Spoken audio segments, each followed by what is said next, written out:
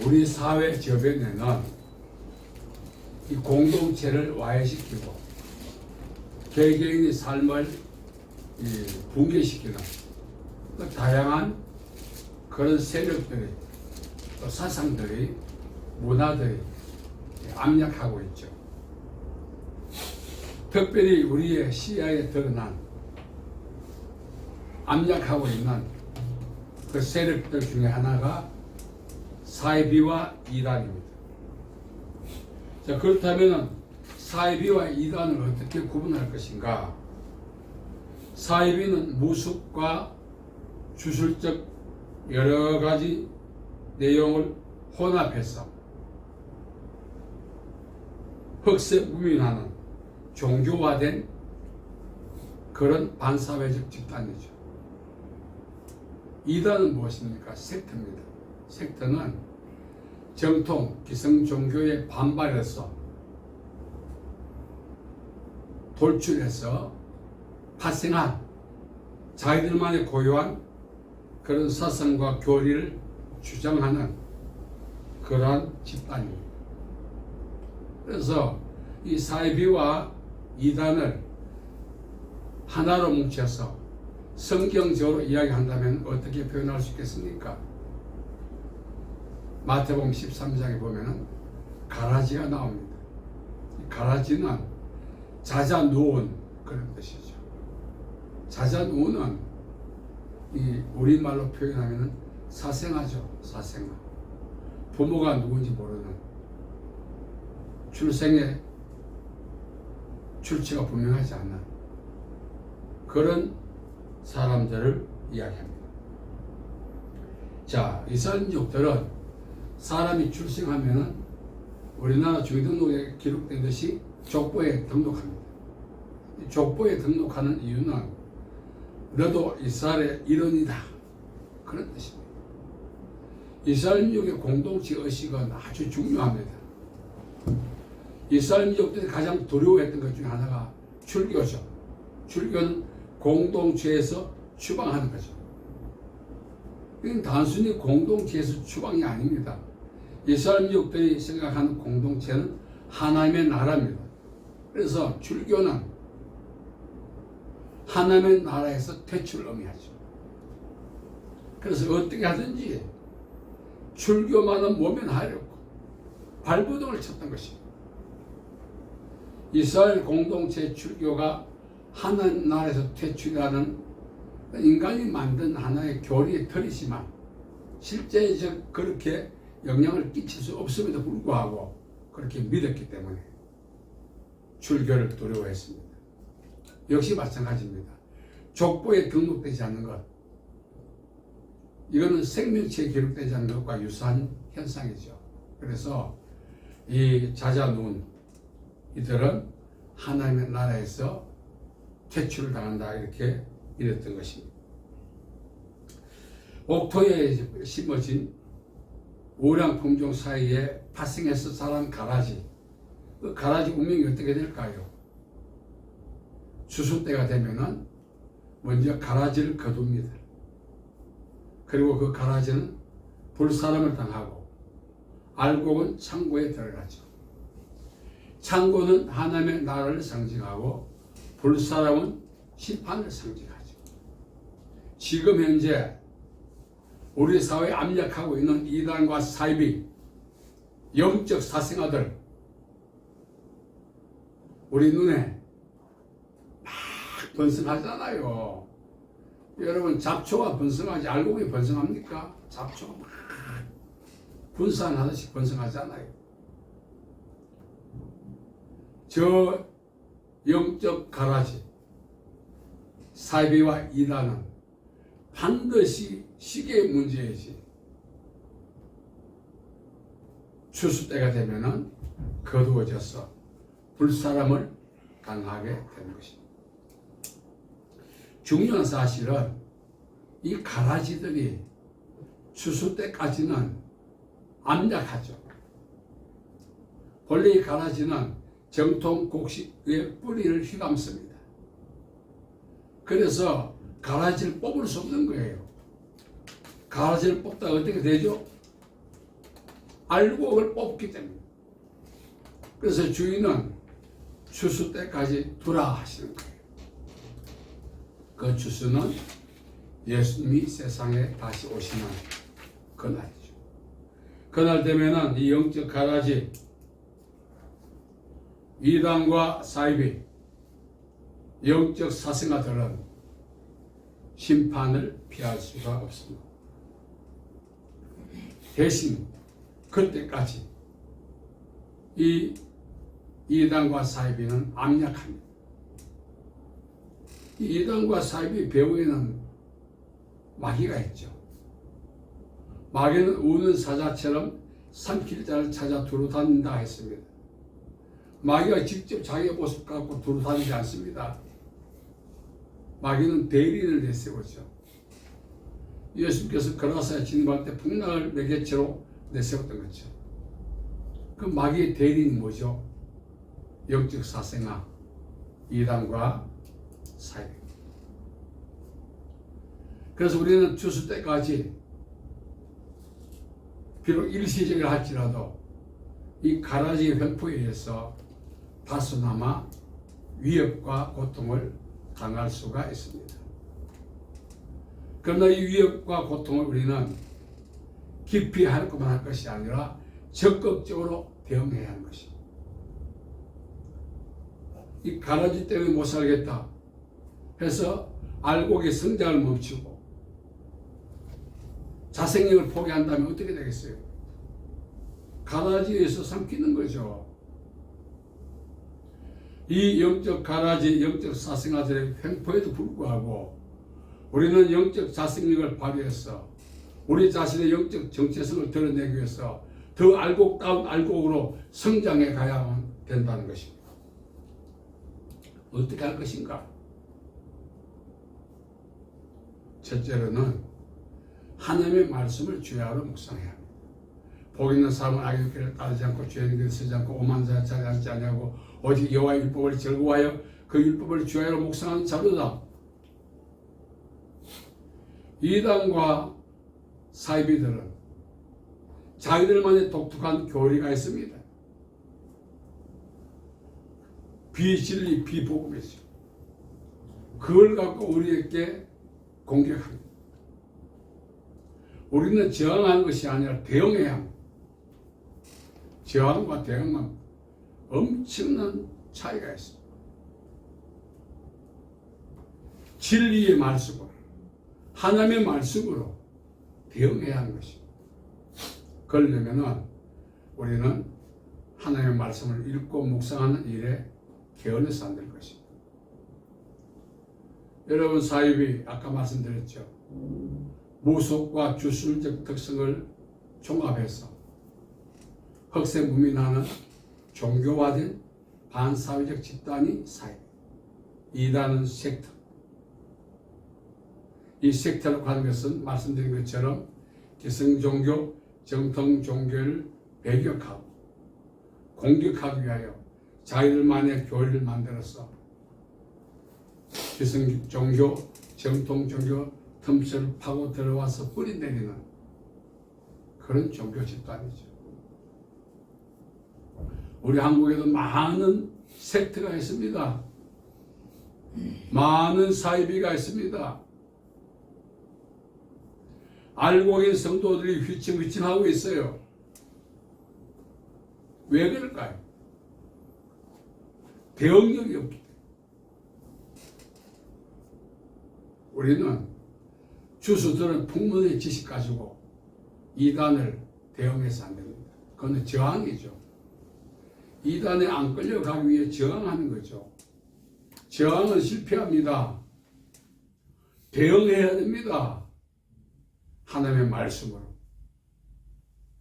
어떤 특정 종교 집단, 이단 사입에 대한 정보를 내가 갖고 있습니다.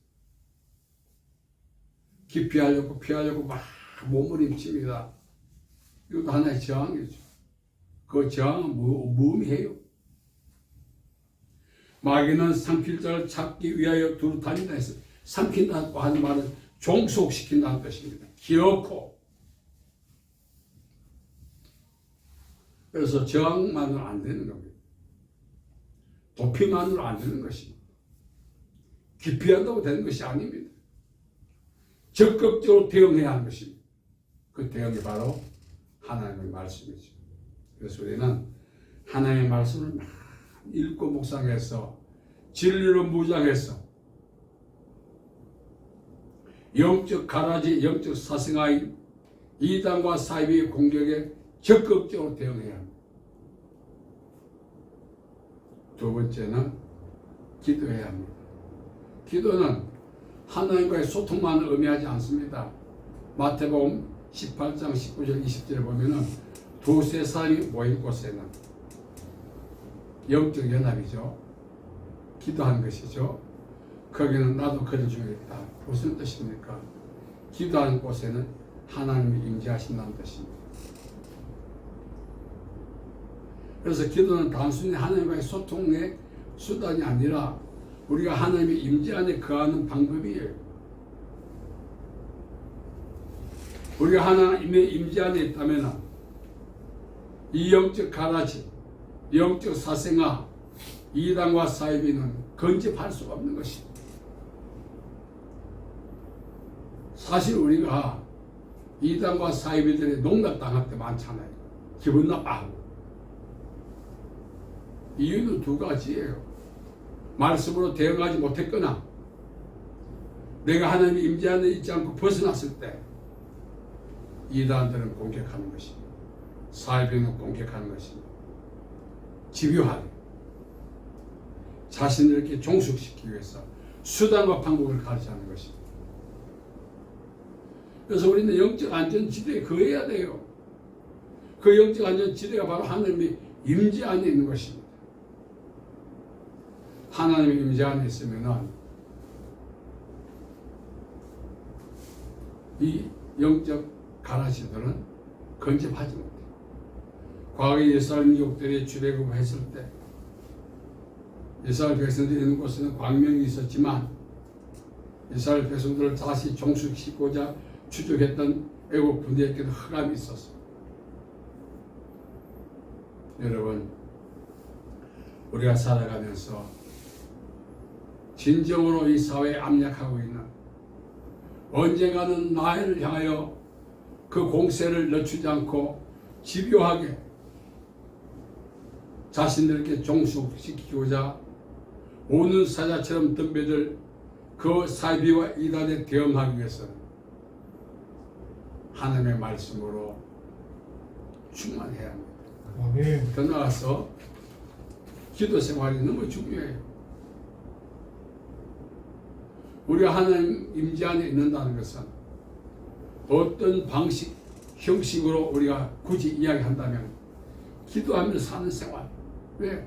기도할 때 하나님이 임재하시니까. 기도하는 것이 바로 임재 안에 있는 것이기 때문에 기도하는 자는 영적 가라지와 영적 사생아들이 건접하죠. 세 번째는 성령을 따라 행하는 것입니다. 너희는 성령을 따라 행하라. 그러면 육체의 욕심을 이루지 않게.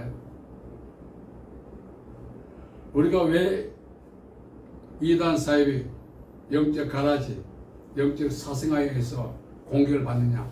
각자 도생하기 때문에 그렇습니다. 우리는 성령님을 따라가야 돼요.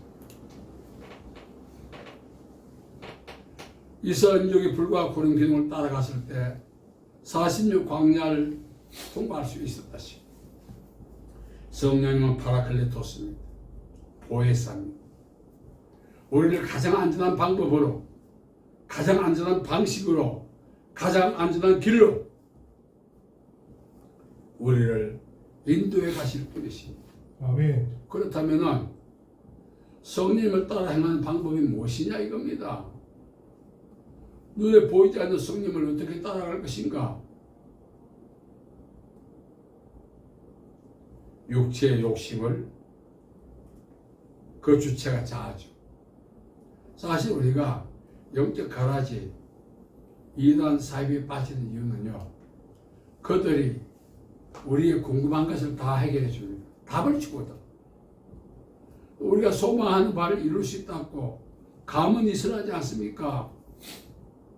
오늘까지 신앙생활을 하면서 기도해왔는데 열매 하나 제대로 구경하지 못하고 이대로 인생 끝날 것 같아 불안하고 답답했는데 때로는 후회도 하죠. 지금까지 예수님 믿고 왔는데 변한 게 없고 이런 갈등들이 있다는 거예요. 우리 성도들에게는 이 갈등을 갖고 있는 사람에게 미끼를 던지죠. 우리에게 답이 있다. 우리 식으로 하면 된다. 혹하지 않겠어요? 그래서 자기의 욕심이 처리되지 않았기 때문에 그들의 미끼를 덥석 물죠. 지금까지 힘들게 신앙생활 잘해왔는데 무엇 하나 변한 게 없고 누려본 것도 없고 그렇다고 신앙생활이 후회가 되기도 하고 이런 자들에게는 영적 가라지와 사생아들이 반드시 공격하게 되어 있어요. 그 자체가 틈이거든. 제가 얼마 전에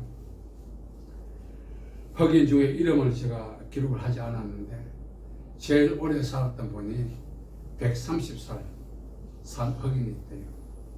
그분이 이제 죽기 전에도 노예 상태에서 못 벗어났죠. 남북 전쟁 전에 돌아가신 것 같아요. 그래서 어떤 목사님이 이제 임종 때 갔는데 하고 싶은 말이 없느냐 물었더니 태어나서부터 130년간 노예로 살았는데 이렇게 말했다는 것입니다.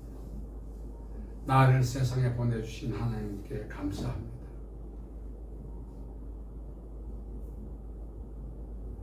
(130년간) 하루도 쉬지 않고 노예 생활 벗어나지 못하고 노동한 것 감사합니다.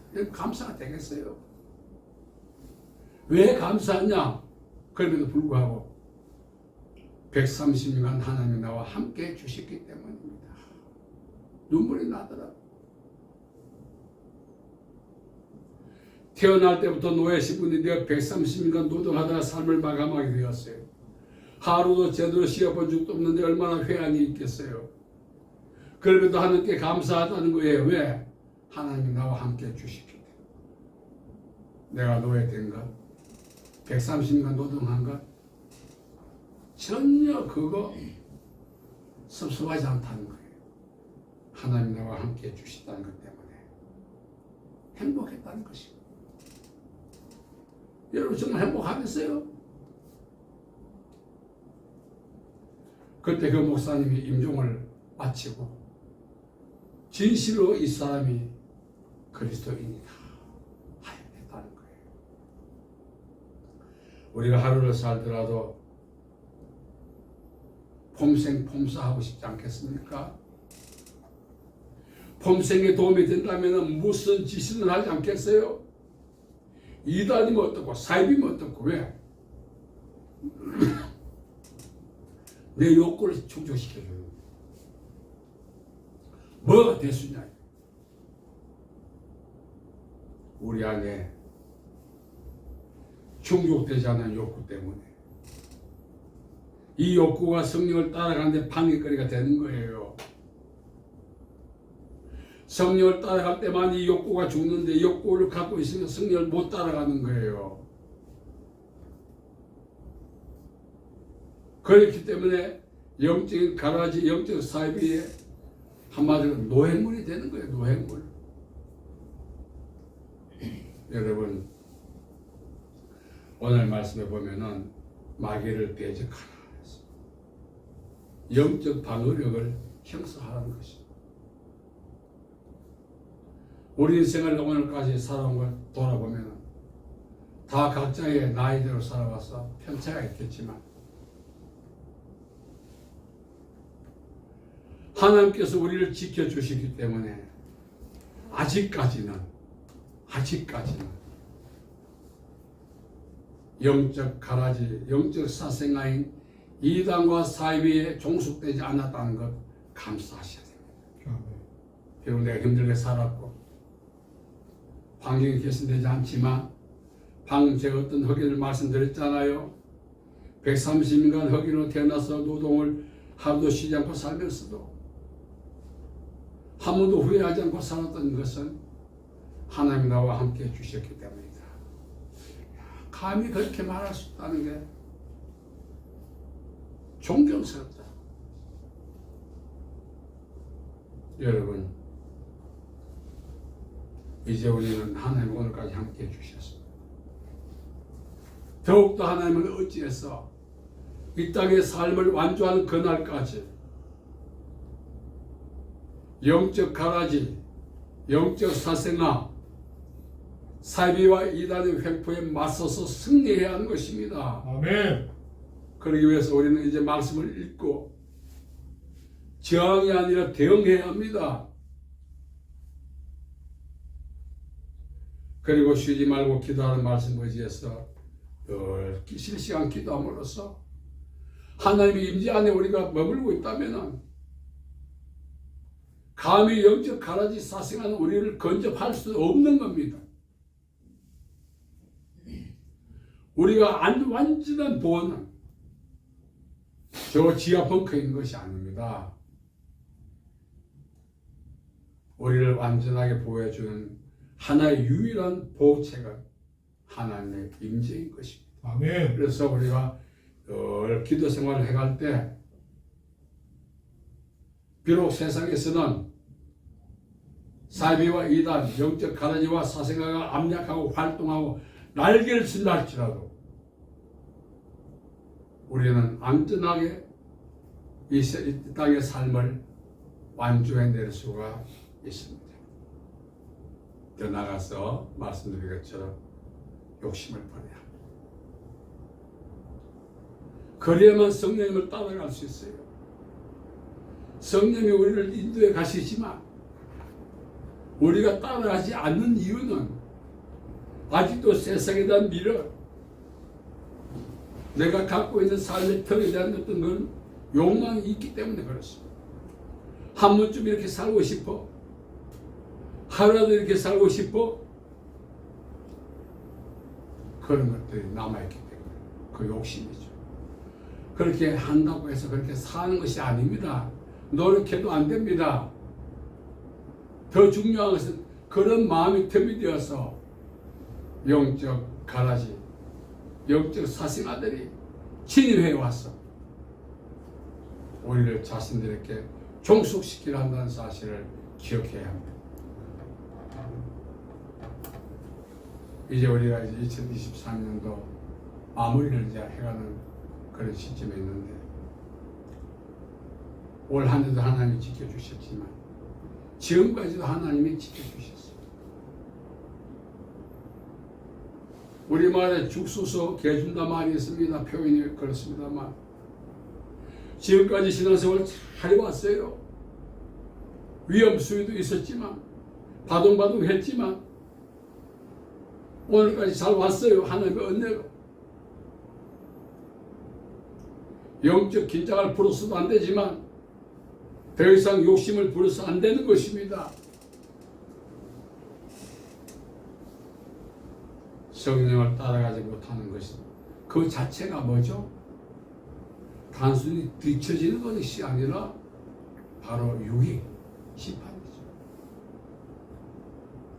오늘 마귀를 대적해라. 마귀는 자기의 실체를 드러내지 않습니다. 마귀가 어떻게 생겼느냐? 그림으로 그릴 수 없습니다. 설명할 수도 없어요. 직접 마귀를 본 사람은 없어요. 영적인 존재이기 때문에. 그러나 그가 부리는 베리인들, 소위 말하는 졸개들은 우리가 보잖아요. 그것이 바로 사이비와 이단 아닙니까?